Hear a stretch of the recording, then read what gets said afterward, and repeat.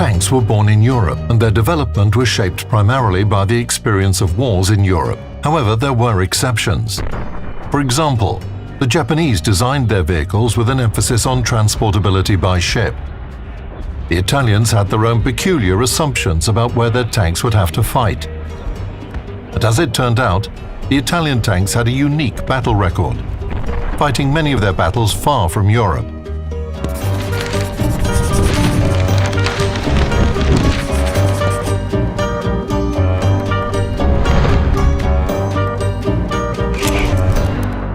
The history of the Italian armored force began more than 100 years ago. Italy was a young nation, just 50 years old. Italy's dynamic development included a push to establish colonies in Africa. In 1911, Italy launched a war against the Ottoman Empire for the territory of Libya. In this war, the Italians became the first to use armored cars in battle. One of the first Italian armored cars, if not the first, was the Isotta Fraschini armored car. I think it was a car with 4mm armor plating. Successful use of armored cars sparked the development of new vehicle types. What started as a handicraft industry turned into mass production. Italy's war in Africa ended in 1912, but 2 years later, another war broke out near its borders. This wasn't just a colonial conflict. It was the First World War, a titanic clash between the major powers of Europe. Italy entered the war quite late, after a long period of hesitation. Who to support? In 1914, the country was a member of the Triple Alliance, but its territorial claims were not against France or Great Britain, but against Italy's partner in the Triple Alliance, Austria-Hungary. A political debate ensued within Italy. Eventually, in 1915, Italy entered the war on the side of the Triple Entente. Along with the rest of her armed forces, Italy brought a decent-sized armored force to the fray. The Italian army used two main types of armored cars in both world wars, the Ansaldo Lancia IZ and the AB 4041. Both vehicles had good characteristics, comparable in performance to the best foreign models. In particular, the AB 43, which we see parked here, was also used by the German army from 1944 to 1945. And remained in service in the Italian army in the post-war years until the 1960s. The Railway Engineer Regiment used it to protect the railways. Italy fought its bitter enemy, Austria-Hungary, but its formidable armored cars were not widely used during this war. The front line was in the mountains, where armored cars could not be used effectively. And where there were no mountains, there were strong, layered defenses. Armored cars lacked both terrain crossing capacity and firepower. By the summer of 1915, it became clear that Italy needed a tracked fighting vehicle. The Italians were moving in the same direction as other countries. Accordingly, the requirements developed by General Martini in 1915 were right on a par with the requirements of other countries that were starting to develop tanks. The first projects were much like those of the French, the British or the Germans. We might call it an armored train or a land fortress. Two companies developed and produced armored vehicles: automotive company Fiat and engineering company Ansaldo. The history of Italian tank building would be connected with those companies until the end of World War II. The Ansaldo company, namely engineer Turinelli, began work on the first design in 1916. The vehicle was not adopted. The Fiat engineers succeeded in their attempt. They built the first mass-produced Italian tank, the Fiat 2000. This was a 40-ton vehicle with a very interesting design. Basically, it was the first tank with a rotating turret. And it had the world's first chassis, specifically created for a medium or heavy tank. Before that, everything was derived from agricultural tractors. The work on the vehicle started in October 1916. But just as the Fiat 2000 was being perfected, World War I ended. That's why only 4 vehicles were built. It took 3 years for the Italians to go from the start of development to the first mass-produced tank. The British, with their Mark I, did it in a year. So did the French with their Renault. But the Italian front had some specific complicating factors. Although the Italian army appreciated the characteristics of the Fiat 2000, they didn't put it on service, preferring light tanks. During World War I, the front line remained situated in mountainous terrain in northern Italy, and it was thought that heavy tanks wouldn't perform well in the mountains. As a result, the Italian army focused on the Renault FT17. It was a light tank. They purchased 5 of them. It was tested in Italy and deemed acceptable, even perfect, to use in the mountains of Italy. Italy wasn't able to purchase any more Renault tanks. The French were giving everything to their own army. So the Italians decided to start production at home. The Fiat engineers made some creative choices. Instead of fully copying the French tank, they built a vehicle that was lighter and faster, with the same armor. The tank was designated the Fiat 3000. Unlike its French precursor, the Fiat 3000 had a transverse engine, allowing the hull length to be reduced. Also, it had 1 road wheel less than the Renault. The Fiat 3000 was the most successful derivative of the Renault FT.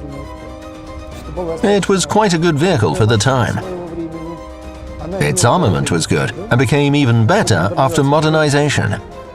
It had an option for modernization that the French did not have. Its turret was more successful in terms of vision.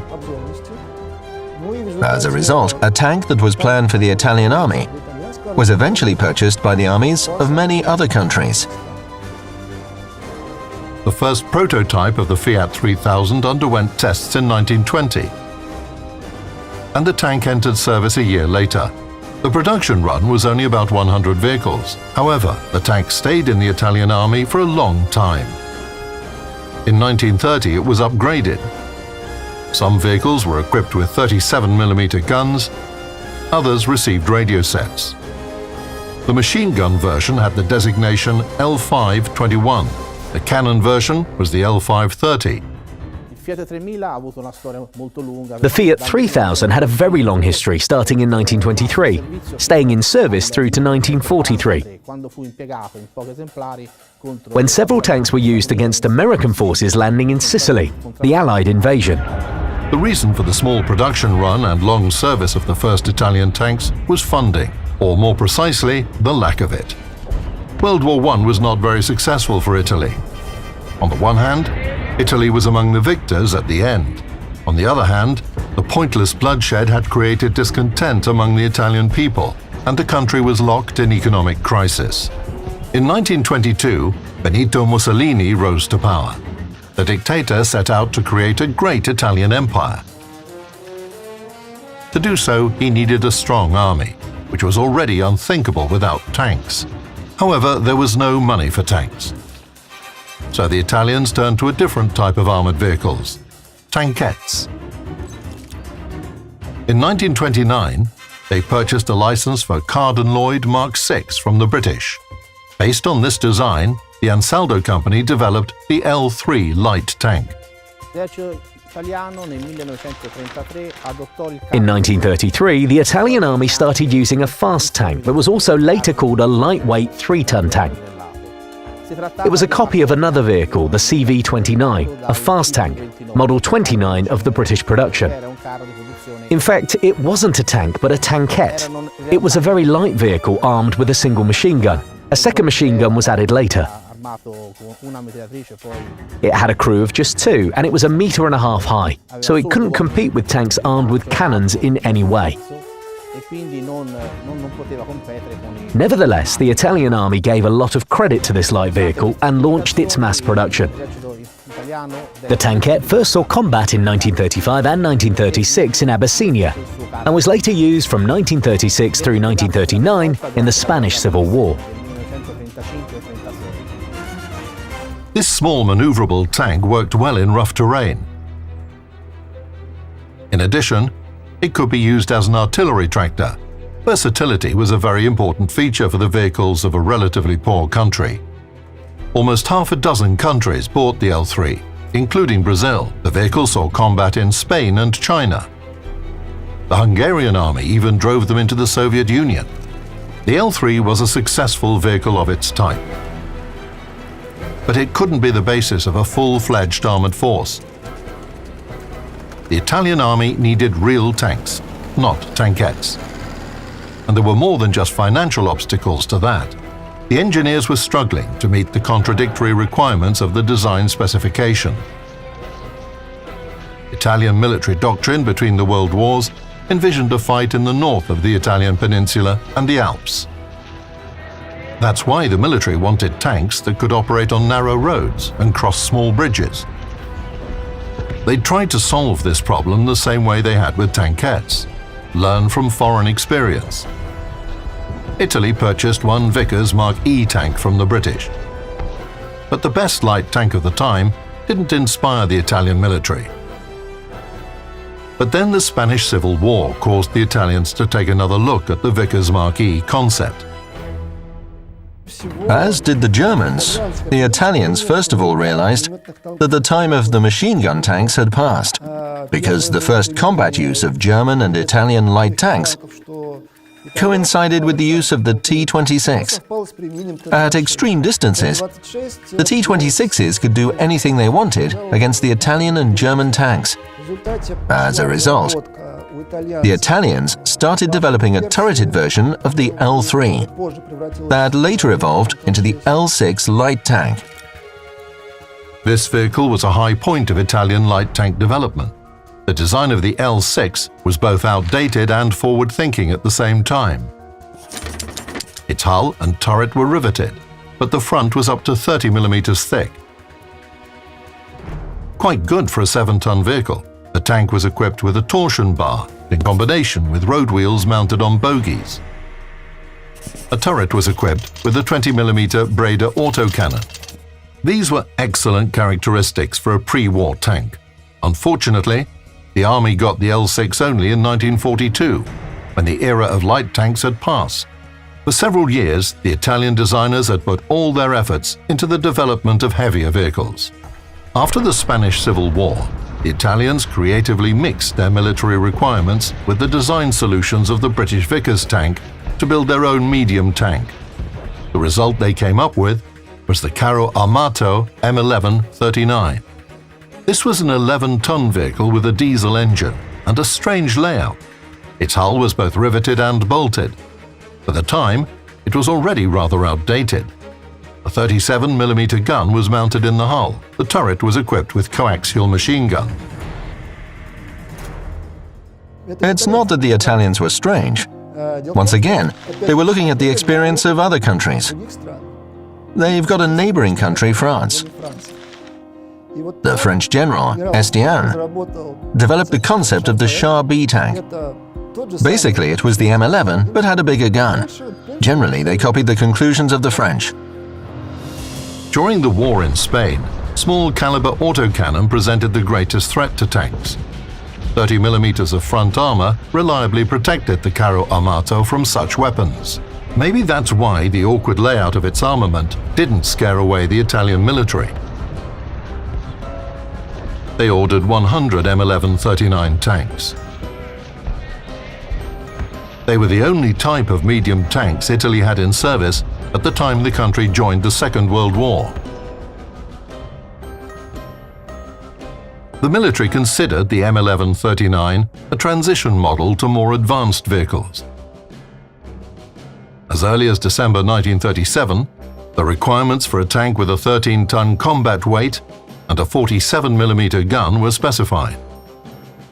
The fighting vehicle was designated Carro Armato M1340 and entered production in late 1940. At the time, the main theatre of operations for the Italian army was Africa. The M1340 and its variants became the main tanks of this war. In the development of a more modern M13 tank, the main drawbacks of the M11 model were corrected. The new vehicle was equipped with a 47-32 caliber gun. It had a diesel engine and wasn't very fast, but performed well during military operations in Libya in 1941. During the famous Battle of Bir el Gubi in November 1941, the Ariete Division entered a battle against the British 22nd Armoured Brigade. It managed to cause serious damage to this large enemy formation and stop the British advance by destroying about 30 of their Crusader tanks. The main problem of the M1340 was that its hull and turret were riveted. However, all Italian tanks of World War II had this disadvantage. Historians had tried to find the reasons for this situation, and there were a lot of them, from political to production, from the quality of steel available to the location of the steelworks and the Fiat Ansaldo monopoly. This solution was highly unsuccessful. It was connected with an idea the designers thought was practical. The engineers had the idea that if one of the plates took a hit, it could be replaced, and the tank could return to the battle. But this simply didn't work in practice. Despite its flaws, the M1340 became the most produced Italian tank. 710 vehicles were built. Later, another 695 of an improved version, the Carro Armato M1441, were built. In 1940 and 1941, the Italian tanks fought the British cruiser tanks on almost equal ground. If we're talking about armoured forces, there was almost parity between them. To be honest, the British tanks of the early war period weren't better than the Italian ones, to put it mildly, including their reliability. For example, the failure rate of the Cruiser Mark II was more than 50%. If it wasn't for the Matilda, who knows what might have happened? The Matilda tanks behaved even more cheekily than the Tigers in 1943. The Italians didn't have anything to stop these tanks. All they could hope to do is to knock off a track or jam turrets. Nothing more. The Italians knew that the M1340 and M1441 were outdated and tried to replace them. An upgraded version of the tank was prepared, the M1542. Its front armor was increased to 45 mm. A more powerful engine was installed. Unlike the other tanks of the M series, it had a gasoline engine. The gun caliber remained the same, 47 mm, but the barrel length was increased. The muzzle velocity increased by 30%. Its shell now could penetrate 40 mm of armor at a range of 500 meters. It became the last in the series of M1340 modifications, and the best Italian medium tank of World War II. 194 vehicles of this model were produced by September 8, 1943. When the M1542 was developed, it was already at least a year overdue. Since the fall of 1942, the British Army had been using the M4 medium tanks, or the Shermans as the British called them. They outmatched the Italian tanks in every way. The M1542 gun could penetrate them only at point-blank range. Despite this inferiority, Italian tankers faced the enemy in open terrain, suffering serious losses, especially in the Battle of El Alamein. Counting only military personnel engaged in combat, the Italian armored forces suffered heavier casualties than any other branch of their army. It's worth noting that almost all, or even all, Italian tank cases, who earned the top honor, the Medal of Military Valor, had similar exploits. That is, they fought in the M1340 or M1441, and in almost every case, they went into an assault with almost no chance of survival. Italian engineers tried to develop a machine suited for the fighting in North Africa. The result was the Sahariano, an 18-ton vehicle with torsion suspension, low silhouette, and high maneuverability. While working on it, the Italians copied a range of elements from the T-34. Even its tracks are essentially identical to those of the T-34. And that's not surprising, because the Germans loaned one of their trophy T-34s to the Italians for testing. A development prototype was ready in the spring of 1942, but its characteristics were not impressive enough to justify adoption. 2 years later, the Sahariano was dismantled. The Italian tanks couldn't compete with the Allied machines and couldn't change the course of the war. In Libya, Italian troops waved the white flag at Cap Bon on May 13, 1943. 2 months later, Allied forces landed in Sicily. The invasion of Italy began. In late July, Benito Mussolini was overthrown. The new government signed an armistice with the United States and Great Britain on September 3rd. After that, the Germans occupied Italy, disarmed its army, and created the Italian Social Republic. The factories where the Italians were about to start producing a new heavy tank passed to the Germans. The new tank never went into service with the Italian army.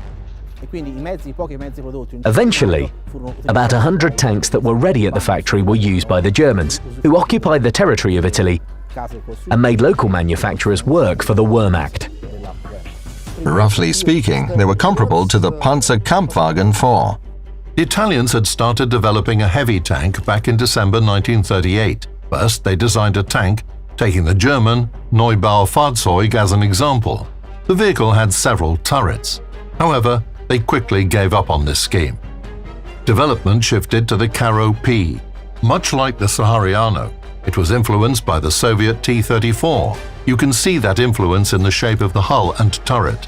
The final P-40 variant, known as the P-2640, had a combat weight of 26 tons. The armor can be called adequate, and its armament relatively powerful, but only compared to medium tanks of that time. Its hull was still riveted. The lack of a powerful engine was the factor that limited the development of Italian armoured vehicles most of all. Even the P-26, a well-known heavy tank, never went into service with the Italian army. Its development was badly delayed because of the lack of a powerful engine. The one that was available, a petrol engine, was not powerful enough for a tank of that weight. The Germans suffered from the same issue. The Italians planned to continue developing heavy tanks. Based on the P-40, they designed a more advanced tank, the P-43, with higher weight and thicker armor. Development got as far as the mock-up stage. An even more interesting project, the P-43 bis, reached the same stage. This project was a true heavy tank. It had a combat weight of 34 tons and a 90mm gun, a shortened version of an anti-aircraft gun. Another P-43 bis project had a Sahariano-type running gear and a more powerful gun. After World War II, a number of restrictions were imposed on Italy. Among other things, development of military machinery was limited. American and British vehicles became the core of the Italian armored forces. In the late 1950s, Italy resumed tank development.